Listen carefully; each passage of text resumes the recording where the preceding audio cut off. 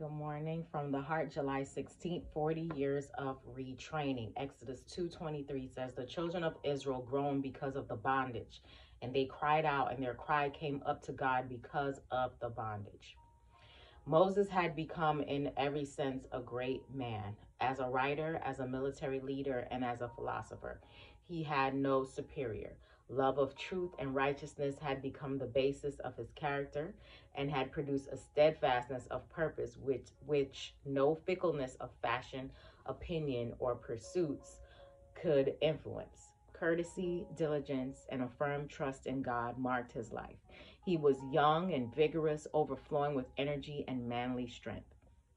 He had deeply sympathized with his brethren in their affliction, and his soul had kindled with the desire to deliver them. Surely it would appear to human wisdom that he was in every way fitted for his work. But God seeth not as man sees. His ways are not as ours. Moses is not yet prepared to accomplish his great work. Neither are the people prepared for deliverance. He has been educated in the school of Egypt, but he has yet to pass through the stern school of discipline before he is qualified for his sacred mission. Before he can successfully govern the hosts of Israel, he must learn to obey. He must learn self-control. And for 40 long years, he is sent into the retirement of the desert, that in his life of obscurity, in the humble work of caring for the sheep and lambs of the flock, he may gain the victory over his own passions.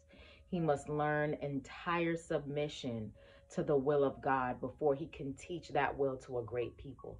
Short-sighted mortals would have dispensed with that 40 years of training amid the mountains of Midian, deeming it a great loss of time.